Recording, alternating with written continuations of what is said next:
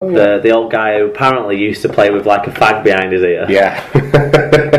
Whether that's true or not. Or if it's a relation of Philippe Albert, the Belgian centre-back. That seems less likely. Less likely, yeah. Seems less likely. Okay. Final game of the weekend then saw Widnes take on the Huddersfield Giants. Huddersfield tossed the lead away and ended up losing 24 points to 20, and the Vikings will be delighted to get a win to halt that tremendous losing streak that they've been on. Yeah, quite simply a game of two halves.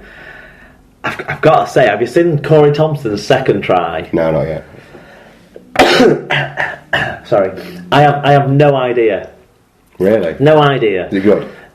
Well, it's just nuts. So there's a kick goes out from, I think, Joe Mellor. Right. Corey Thompson takes it as he's going out of play. Looks like he's knocked it on, but actually he's kicked it with the foot that's kicked it outside the field of play. He's only piddled it on about a yard or so, just inside the field of play. Right. Then knocks it forward again and then goes and scores. But it looks to me like he must have been out at some point of all of that. Just couldn't possibly find a reason not to give it.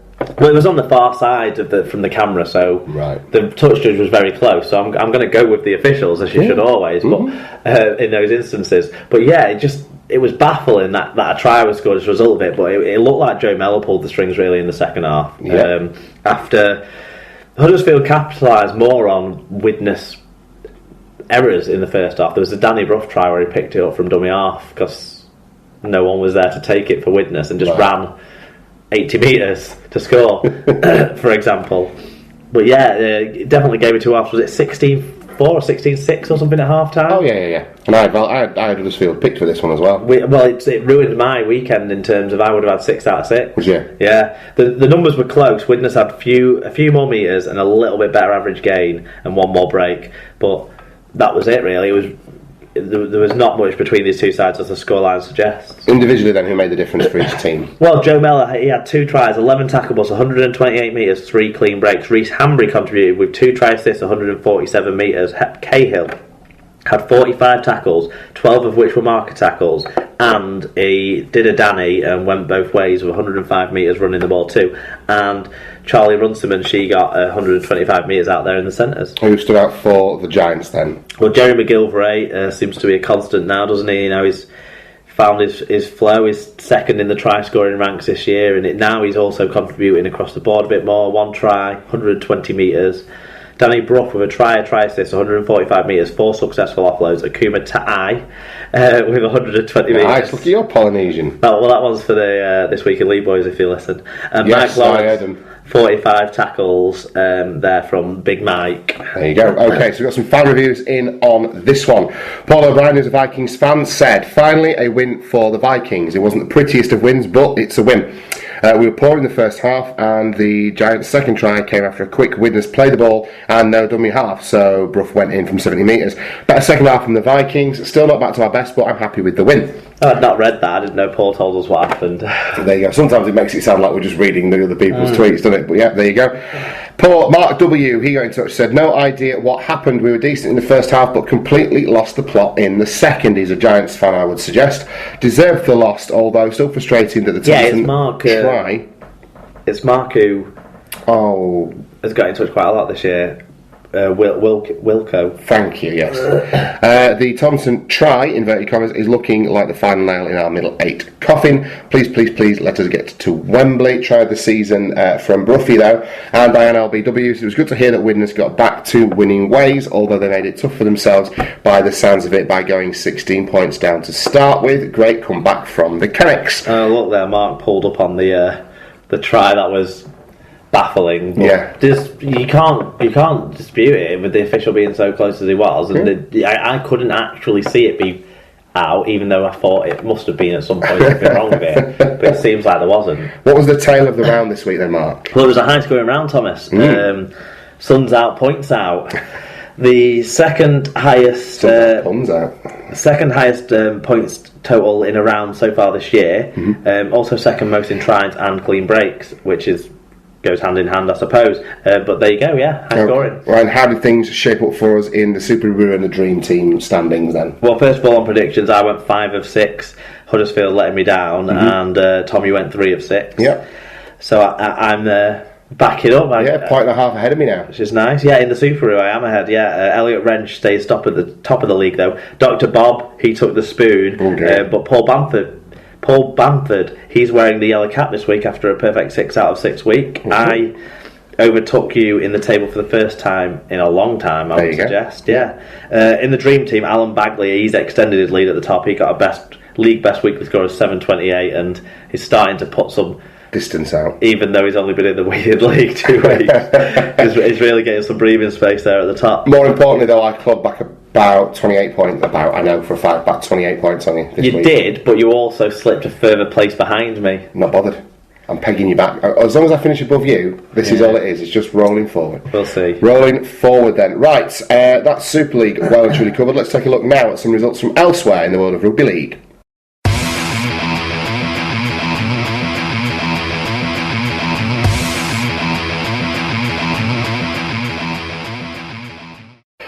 Okay, so to elsewhere in the world of Rugby League then, and I think it's probably a good time now for us to talk about the Summer Bash, Mark, because we were there, and that's basically what we're going to be covering over the next few minutes. But what a fantastic day we had!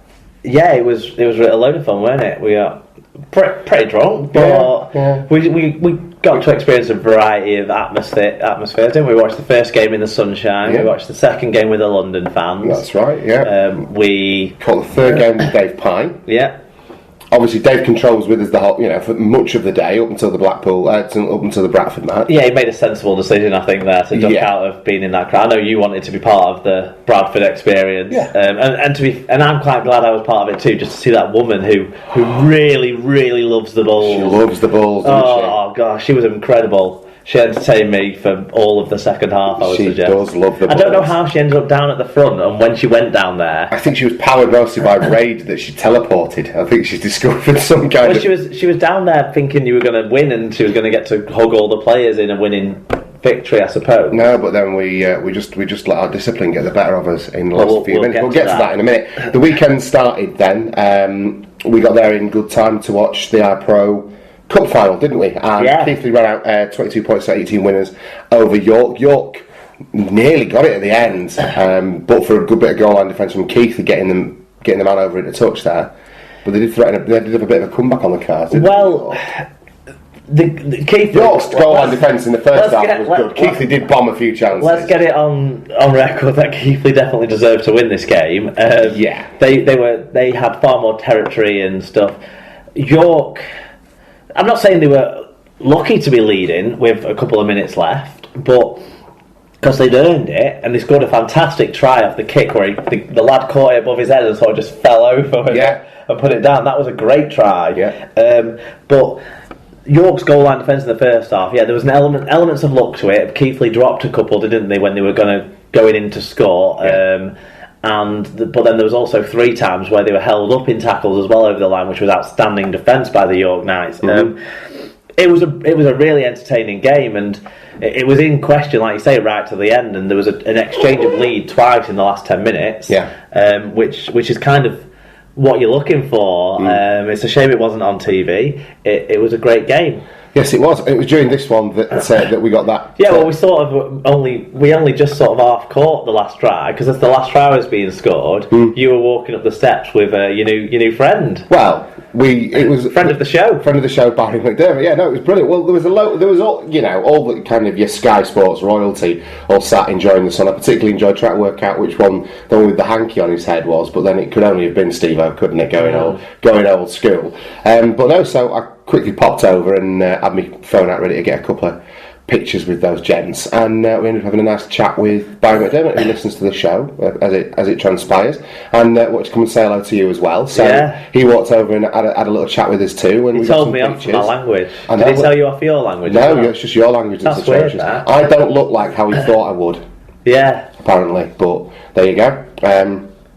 But no, it was great. It was a real pleasure. What a gent for coming over, and it was nice to hear that he listens, and his words of encouragement were well received. So no, that was great. Thank you, Barry, for taking that time out. Unfortunately, we didn't get the picture of both of us with him because Dave Cantrell has well, the ability Dave Cantrell has in the board game Go, or in drinking lots of beer. His wider intellect as well would suggest that he would be capable of operating a camera phone. Turns out not so much. No, unless food's involved. Yeah, because he missed a picture of you, me, and Barry Mack, didn't he? And then later on, we went to get a picture of the Four Nations trophy.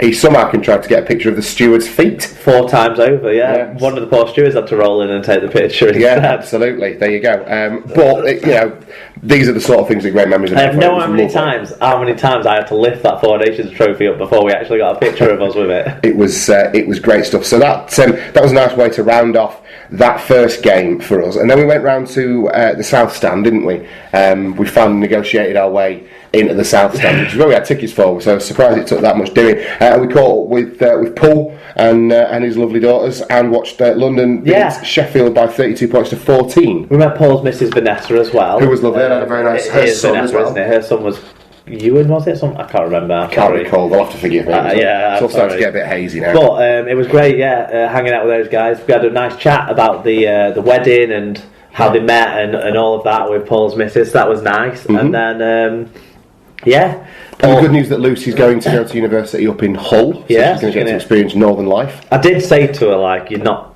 just going to stalk Kieran Dixon here. We had to have a bit of a word to make sure it's going to be a healthy environment for her up there with Kieran around. She's not going to just go and follow him around all the time and some of that. Keep an eye on her. Yeah, some of our whole lot. Just keep an eye on Lucy. We don't want to get in any trouble with the old Bill. Keep her out of bother. Yeah. But London would deserve victory. Sheffield back to their usual drossy selves, really, weren't they? Yeah, it was very one-sided. Sheffield, to the credit, their group of fans up the other end in there. I don't know what the taxi joke was. No, maybe DFS Ports can. But either way, they made a little bit of noise that we could hear from the other end. So that was credit to them because they've had a tough year watching this full-time side. They have got a couple of good players, and Corey Aston is a player that can keep progressing. For example. But London were far the better side. Yeah, they definitely were. And we got some tweets in as well on this one. Paul Campbell said, not a great game, but a win. Can't help it when a team turns up. So it can't help when a team turns up over an hour late. 2 points is 2 points. Seeing Mark and Tom was good, and having a sober conversation with you guys was good. Yeah, it was a one-way sober conversation at that point, Paul. Oh, it's Sam, not Vanessa. Thanks for making Sam feel comfortable. She really enjoyed the experience. There you go, Sam. I got her name wrong. Sam and Vanessa. No, she's called Sam. Yeah, not Vanessa. Not Vanessa. Where did I get Vanessa from? No idea. I was drunk. I would have been guessing at that point, but no, she was definitely Paul's better. I apologise, Sam, but it was really nice to meet you. Yeah, she was a delight. That was it. Okay, so following that, then we took a trip. I liked it when Paul had to go and get her a jumper because it was cold. I know. What a little gentleman. I know. What a little gentleman our Paul turned out to be. It was a side of Paul that we've not seen, really. The sensitive, nurturing side of Paul. Yeah. Long may it continue. He's clearly bringing out the best in him. He still went absolutely nuts when Sheffield scored a try in the second half. When the game was done anyway. Yeah. And he started booting the seat. He's a little rage ridden. His little girl told him off. Megan turned around and was like, "What has that seat done to you?" Yeah, she's funny, isn't she? Absolutely cracks me up, that girl. She's great. Yes, they are. They're a credit to you. Have we done London Faithfuls? No, not yet. I was about to move on, wasn't I? London Faithful also got in touch. Sorry about that, fella.